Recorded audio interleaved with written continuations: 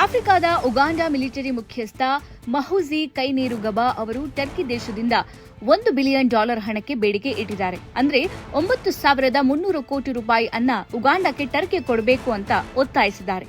ಅಷ್ಟೇ ಅಲ್ಲ, ಟರ್ಕಿ ದೇಶದ ಅತ್ಯಂತ ಸುಂದರ ಮಹಿಳೆಯನ್ನ ತನಗೆ ಮದುವೆಯಾಗೋಕೆ ಒಪ್ಪಿಸಬೇಕು ಅಂತಲೂ ಕೇಳಿದ್ದಾರೆ. ಟರ್ಕಿ ದೇಶವು ಸೊಮಾಲಿಯಾದಲ್ಲಿ ಸಮುದ್ರ ಬಂದರುಗಳು, ವಿಮಾನ ನಿಲ್ದಾಣಗಳು, ಮೂಲಸೌಕರ್ಯ ಯೋಜನೆಗಳ ನಿರ್ಮಾಣ ಇತ್ಯಾದಿ ಸಾಕಷ್ಟು ವ್ಯವಹಾರಗಳನ್ನೇ ನಡೆಸ್ತಾ ಇದೆ. ಆದರೆ ಸೊಮಾಲಿಯಾದಲ್ಲಿ 2 ದಶಕಗಳಿಂದ ಉಗಾಂಡಾದಿಂದ ಭದ್ರತೆ ಒದಗಿಸಲಾಗ್ತಾ ಇದೆ. ಅಲ್ ಖೈದಾ ಸಂಬಂಧ ಇರುವ ಅಲ್ ಶಬಾಬ್ ಉಗ್ರ ಸಂಘಟನೆಯ ಉಪಟಳವನ್ನು ನಿಯಂತ್ರಿಸೋಕೆ ಉಗಾಂಡ ನೆರವಾಗಿದೆ.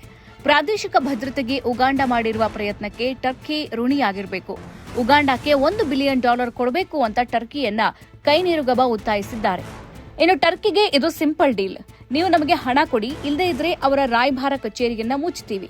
ಅವರು ಬೇಕಾದಲ್ಲಿ ಟರ್ಕಿಯಲ್ಲಿರುವ ನಮ್ಮ ರಾಯಭಾರ ಕಚೇರಿಯನ್ನ ಮುಚ್ಚಲಿ, ಪರವಾಗಿಲ್ಲ ಅಂತ ಅವರು ಎಕ್ಸ್ನಲ್ಲಿ ಹಾಕಿರುವ ಪೋಸ್ಟ್ನಲ್ಲಿ ತಿಳಿಸಿದ್ದಾರೆ.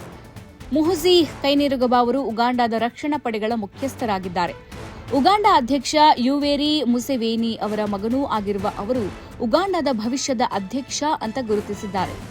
ಟರ್ಕಿ ದೇಶದ ಅತ್ಯಂತ ಸುಂದರ ಮಹಿಳೆಯನ್ನ ತನಗೆ ಒಪ್ಪಿಸಬೇಕು, ತಾನೇ ಆಕೆಯನ್ನ ಮದುವೆಯಾಗ್ತೀನಿ ಅಂತ ಉಗಾಂಡಾದ ಮಿಲಿಟರಿ ಮುಖ್ಯಸ್ಥ ಆಗ್ರಹಿಸಿದ್ದಾರೆ.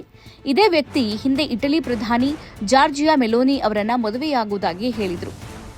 ಇರಾನ್ ಜೊತೆ ಯುದ್ಧದಲ್ಲಿರುವ ಇಸ್ರೇಲ್ಗೆ ನೆರವು ಕೊಡೋಕೆ 1 ಲಕ್ಷ ಸೈನಿಕರನ್ನ ಉಗಾಂಡಾದಿಂದ ಕಳಿಸಿಕೊಡುವುದಾಗಿ ಮೊಹುಜಿ ಕೈನೇರುಗಬ ಹೇಳಿದ್ದಾರೆ.